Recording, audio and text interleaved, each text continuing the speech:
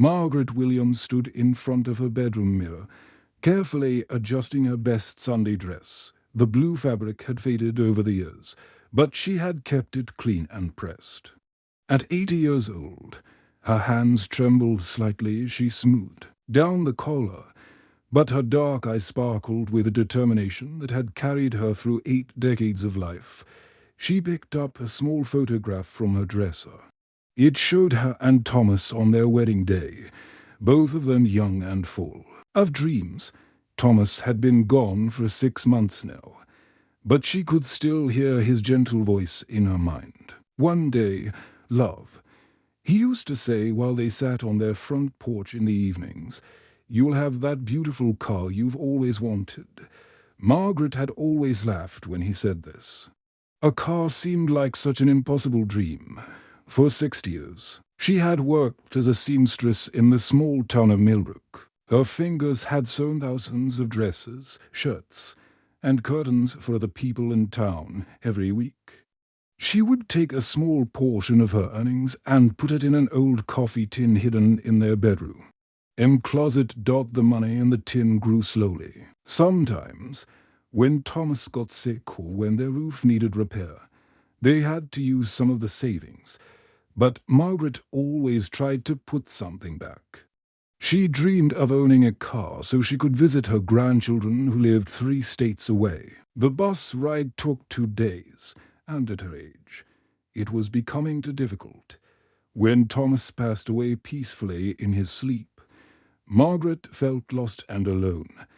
But a few weeks later, she received a call from the bank. Thomas had been secretly adding money to their savings account. For years, he had been putting away small amounts from his pension, never telling her because he wanted it to be a surprise. Margaret sat in the bank manager's office, staring at the number on the paper. For the first time in her life, she had enough money to buy her dream car. She cried that day, not from sadness, but from joy and love for her thoughtful husband.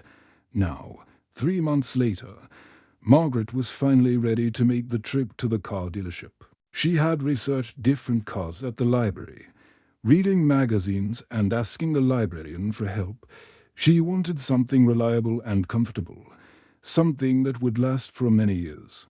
Margaret walked to her closet and pulled out a worn leather purse. Inside was a bank check for $15,000. She had never carried so much money before, and her heart raced with excitement and nervousness. She tucked the check safely into the zippered pocket of her purse before leaving her house. Margaret looked round her small living room. The furniture was old but well cared for. Photos of her children and grandchildren covered the mantel above the fireplace. She touched Thomas's favorite chair and whispered, "I'm going to do it, dear. I'm going to buy that car." The walk to the bus stop took Margaret 15 minutes. Her legs weren't as strong as they used to be, but she moved with purpose. Several neighbors waved from their porches, and she waved back with a smile. Mrs. Johnson, from next door, called out, "You look lovely today, Margaret." At the bus stop, Margaret sat on the wooden bench and waited. She watched the morning traffic go by, imagining herself driving her own car soon. The thought made her smile. She had taken driving lessons when she was younger, but they had never been able to afford a car. Now, at 80 years old, she was finally going to have one.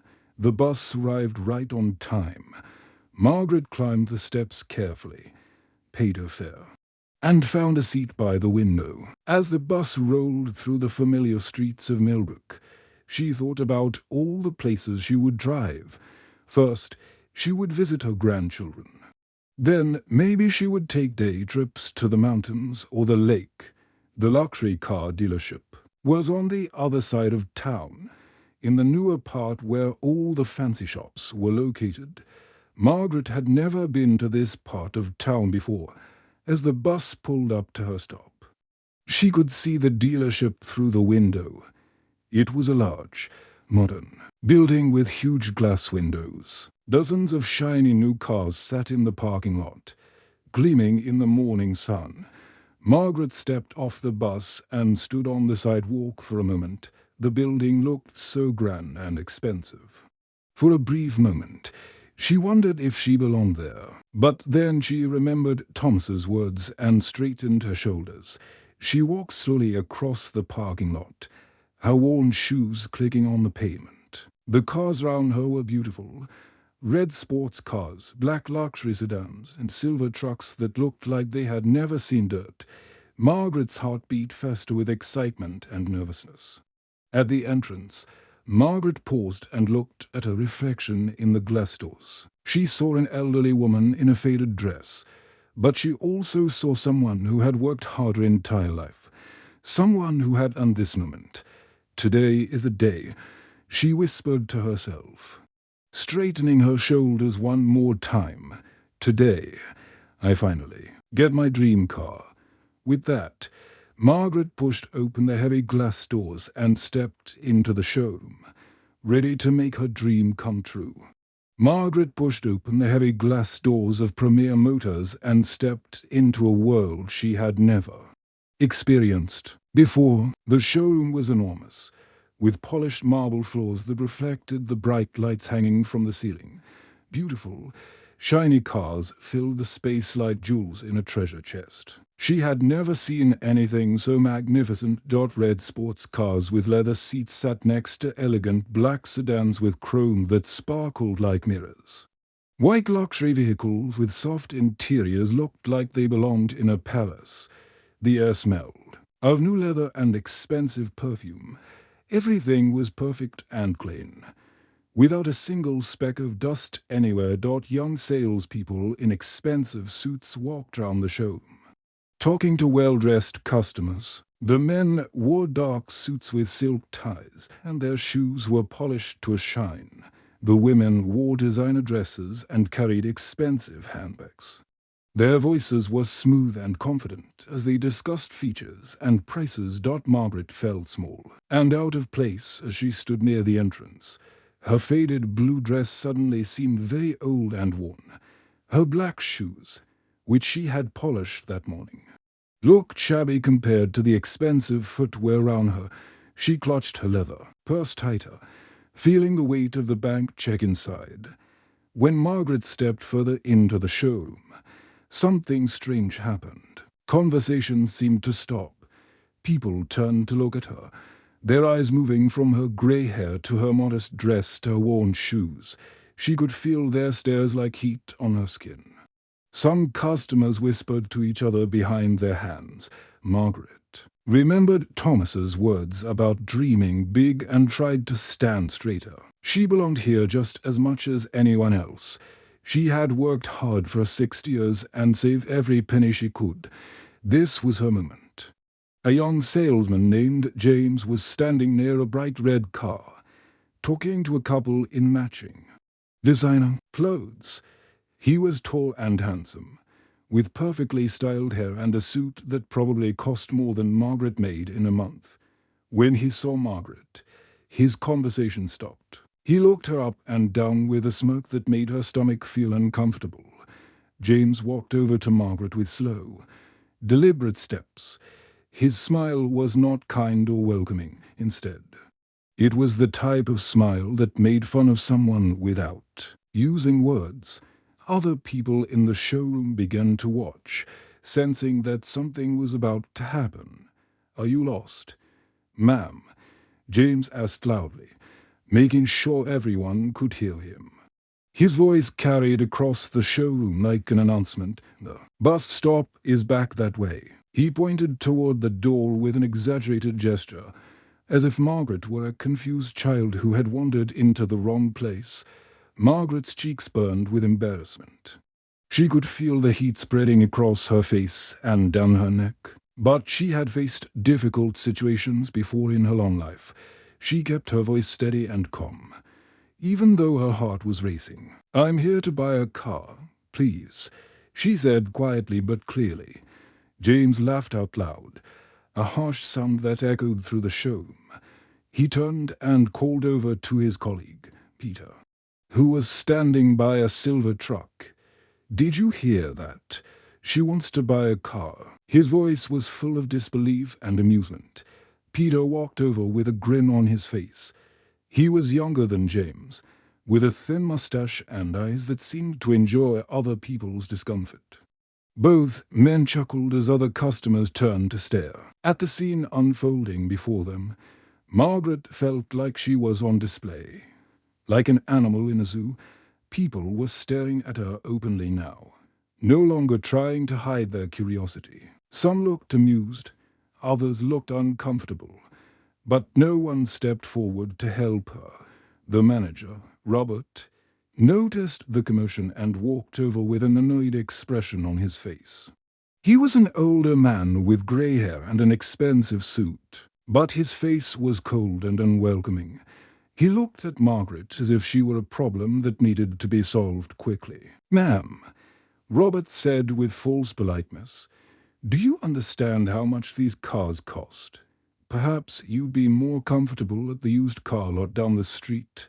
He spoke slowly, as if Margaret might not understand normal conversation. Margaret's heart sank.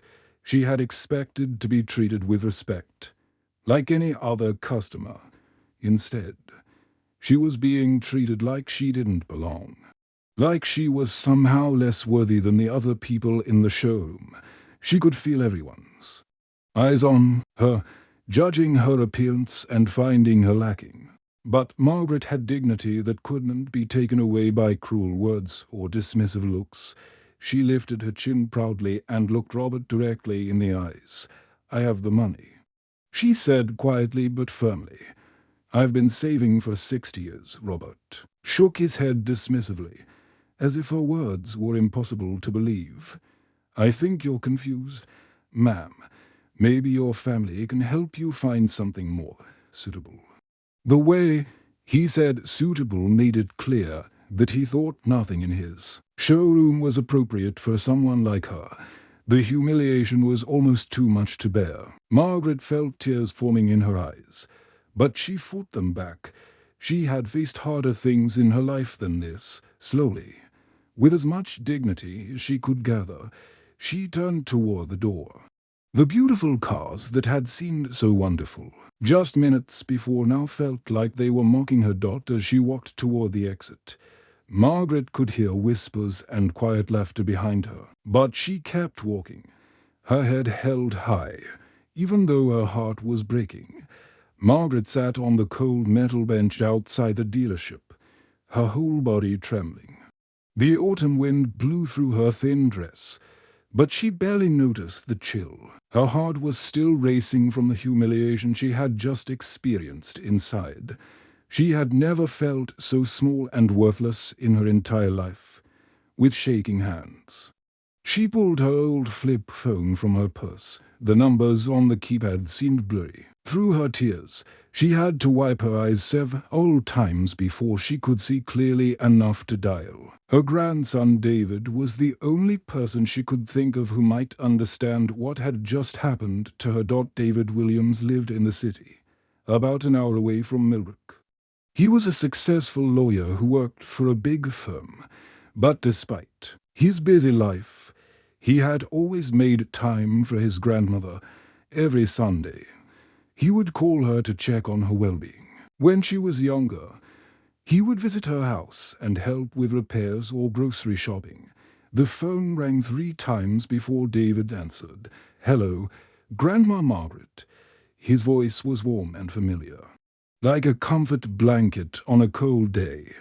"David," Margaret whispered, her voice breaking. She tried to speak normally, but the words came out in broken pieces between her sobs. "Grandma Margaret, what's wrong?" David's voice immediately changed to one of deep concern. In all his 35 years, he had rarely heard his grandmother cry. She was the strongest person he knew, someone who had faced every challenge in life with grace and determination. Through her tears, Margaret told him what had happened inside the dealership. She described how the salespeople had looked at her, how they had laughed at her, and how the manager had dismissed her like she was nothing. Her voice shook as she repeated the cruel words they had said to her. David listened in silence, his anger growing with each word.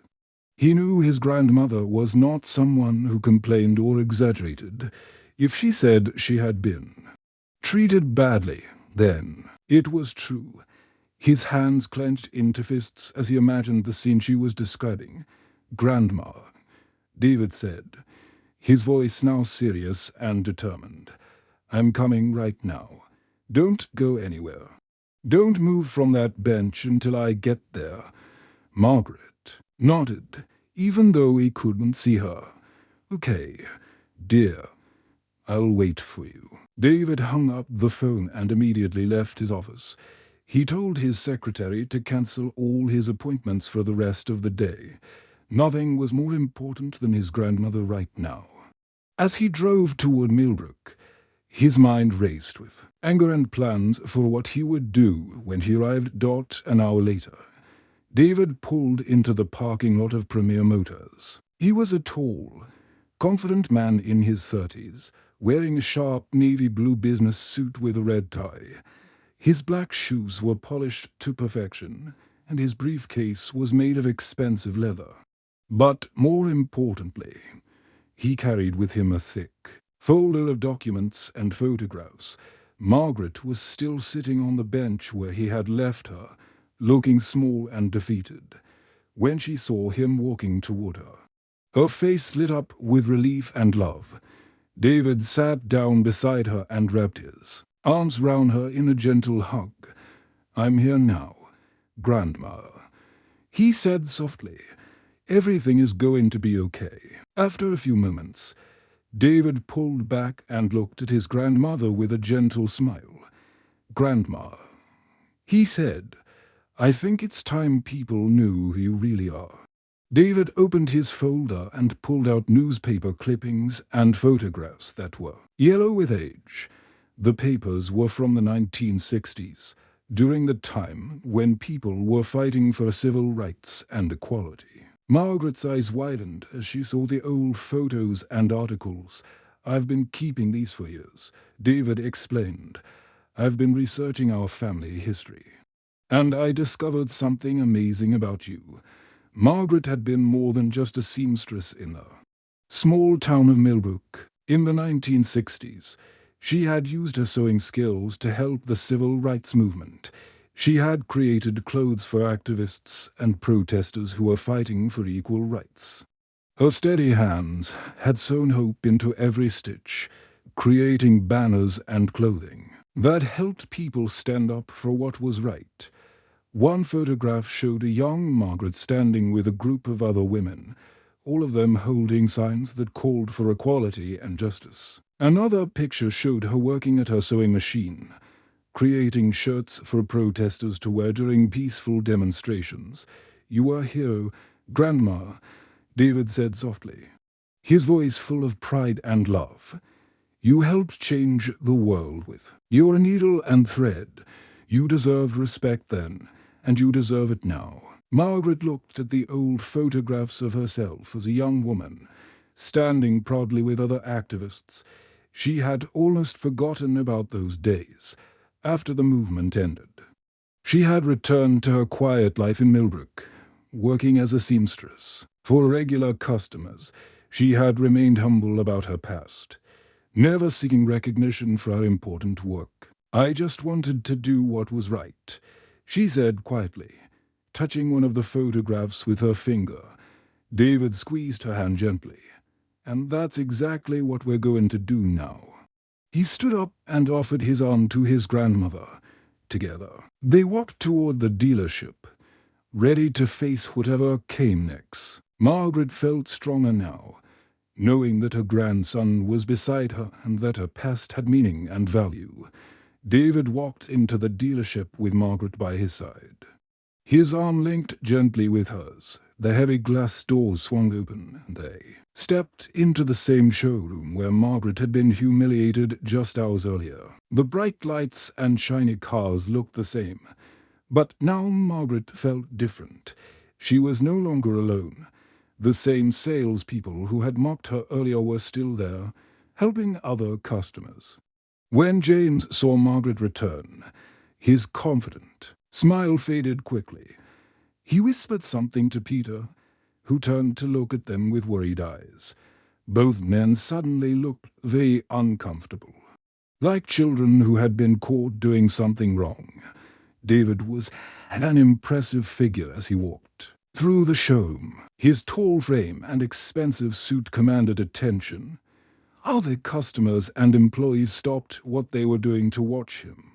He carried himself with the confidence of someone who was used to being respected and heard. But David didn't raise his voice or make angry threats. Instead, he spoke in a calm, clear voice that somehow seemed more powerful than shouting. His words carried across the showroom, reaching every corner where people were listening. "My grandmother came here today to buy a car," he said, his voice steady and controlled. "She was treated with disrespect and humiliation. She was laughed at and dismissed because of how she looked." The salespeople shifted nervously as David continued speaking. James and Peter looked at the floor, unable to meet Margaret's eyes. They seemed to shrink as David's words filled the air around them. "This is Margaret Williams," David continued, pulling out one of the old photographs from his folder. "She is a woman who spent decades fighting for civil rights and dignity for all people. While some people were sitting comfortably in their homes, she was working to make the world a better place." David showed the photograph to the small crowd that had gathered. It was the picture of young Margaret standing with other activists, holding signs that called for equality and justice. The people in the showroom looked at the photo and then at Margaret, beginning to understand who she really was. She used her sewing skills to help people who were fighting for their rights. David explained. She created clothes and banners for protesters who were working to end discrimination. Her hands, the same hands that were dismissed today, helped change history. Robert, the manager who had been so rude to Margaret, stood frozen near a display of luxury cars. His face had turned red with embarrassment and shame. He opened his mouth as if to speak, but no words came out. Just then, the dealership owner, Elizabeth, returned from her lunch break. She was a kind woman in her 50s with graying hair and gentle eyes. She had built her business on treating all customers with respect, regardless of their background or appearance. When she saw the crowd gathered in her showroom and felt the tension in the air, she knew something was wrong. "What's happening here?" Elizabeth asked, walking quickly toward the group. She looked round at her employees' uncomfortable faces, and then at David and Margaret standing together. David turned to face Elizabeth, still holding his grandmother's arm. He spoke in the same calm, measured voice he had used before. He explained what had happened that morning, how his grandmother had been treated, and how her dignity had been stripped away by people who should have welcomed her as a customer. Elizabeth listened to every word, her face growing pale with shock and anger. She had worked hard to build a business that treated all people fairly. She had specifically trained her employees to be respectful and kind to everyone who walked through her doors. As David finished his explanation, Elizabeth looked at her employees with deep disappointment. Her eyes moved from James to Peter to Robert. Seeing the guilt written on their faces, she realized that they had not only hurt an innocent woman, but they had also damaged the reputation of her business. "This is not what my business stands for," Elizabeth said firmly, her voice shaking with emotion. "James, Peter, Robert, you're all fired. This behavior is completely unacceptable. I will not allow people who work for me to treat customers with such cruelty." The three men looked shocked. They had not expected such serious consequences for their actions. James started to protest, but Elizabeth held up her hand to stop him. "There is no excuse for what you did. She said, "You judged someone based on their appearance instead of treating them with basic human respect. That is not who we are as a company."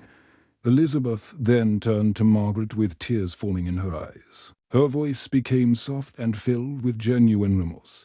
"Mrs. Williams, I am deeply sorry for what happened here today. What my employees did was wrong, and I take full responsibility for their actions." Margaret looked at Elizabeth for a long moment. Despite all the hurt she had experienced, she showed the same grace and dignity that had carried her through decades of difficult times. Her voice was quiet but strong when she spoke. "Everyone deserves a second chance," she said softly, "but people must learn to treat others with kindness and respect, no matter how different they might seem." Elizabeth nodded, understanding that this was about much more than just selling cars. This was about human dignity and the way people should treat each other. She realized that she had learned an important lesson from this elderly woman who had been so badly treated in her store. The showroom was quiet now, with everyone reflecting on what had just happened. 2 weeks later, Margaret was sitting in her small living room when she heard a car pull into her driveway. She looked out the window and saw a beautiful blue sedan parked in front of her house. The car was exactly the color she had always dreamed of, a deep blue that reminded her of the summer sky. Behind the wheel sat Elizabeth, the dealership owner, with a warm smile on her face. Margaret opened her front door and walked slowly down the path to meet Elizabeth. The older woman was holding a set of keys in one hand and a large envelope in the other. Her eyes were bright with excitement and something that looked like pride. "Mrs. Williams," Elizabeth said, "I want to personally deliver your dream car to you. It's exactly what you ordered, with all the features you wanted." Margaret's hands trembled as she took the keys. The car was even more beautiful up close than it had been in the showroom. The blue paint sparkled in the afternoon sunlight, and the interior was a soft grey color that looked comfortable and welcoming. She ran her fingers along the smooth surface of the car, hardly believing it was really hers. But Elizabeth had brought something even more special than the car. She handed Margaret the envelope she had been carrying and smiled. "Mrs. Williams, I want to start a scholarship fund in your name. It will help young people learn about respect and equality. I want to make sure that what happened to you never happens to anyone else." Margaret opened the envelope and found papers describing a scholarship program that would teach young people about treating others with dignity. The fund would help students learn about the civil rights movement and the importance of respecting all people, regardless of their appearance or background. Margaret's eyes filled with happy tears. She had gotten her dream car, but more importantly, something good was coming from her painful experience. The hurt she had felt that day at the dealership was being transformed into something that would help other people over the following days. The story of Margaret's dignity in the face of discrimination spread throughout the town of Millbrook. People talked about how she had been treated at the dealership and how she had responded with grace and forgiveness. They were inspired by her strength and the way she had turned a negative experience into something positive. The local newspaper wrote an article about Margaret's story, including the old photographs that showed her work during the civil rights movement. People who had lived in Millbrook for years were surprised to learn that this quiet, humble woman had played such an important role in history. Elizabeth kept her promise and created a program at the dealership to teach young employees about treating all people with respect. New workers had to attend classes about diversity and equality before they could start selling cars. The program became a model for other businesses in the area. Margaret finally got to visit her grandchildren, driving her beautiful new car across the country. The drive that had once taken her to days on the bus now took only one day in her comfortable sedan. She felt free and independent for the first time in years. When she arrived at her daughter's house, her grandchildren ran out to see the new car. They were amazed that their grandmother had driven so far by herself. Margaret took them for rides round the neighbourhood, enjoying their excitement and laughter. But the best part of Margaret's triumph was the letters she began receiving from young people who had heard her story. Students from local schools wrote to thank her for showing them that dignity and kindness could overcome prejudice. They told her how her example had inspired them to treat others with respect. One letter came from a teenage girl who said, "Mrs. Williams, your story taught me that you should never judge someone by how they look. I promise to always treat people with kindness." Another letter was from a young man who wrote, "You showed me that standing up for what's right doesn't always mean being angry. Sometimes it means being strong and forgiving," as Margaret sat in her garden on warm afternoons. Reading these letters, she remembered Thomas's words about dreaming big. She had gotten her car, but she had also planted seeds of change that would grow for generations. The money Thomas had saved for her had bought more than just transportation. It had bought the opportunity to make a difference in the world. Sometimes, she said to herself while watering her flowers, the most important victories come from how we treat each other. Margaret's story became a reminder that everyone deserves respect, regardless of how they look or where they come from. Her quiet strength had transformed not just her own life, but had created positive change for many others. The scholarship fund continued to grow, helping young people learn about equality and respect.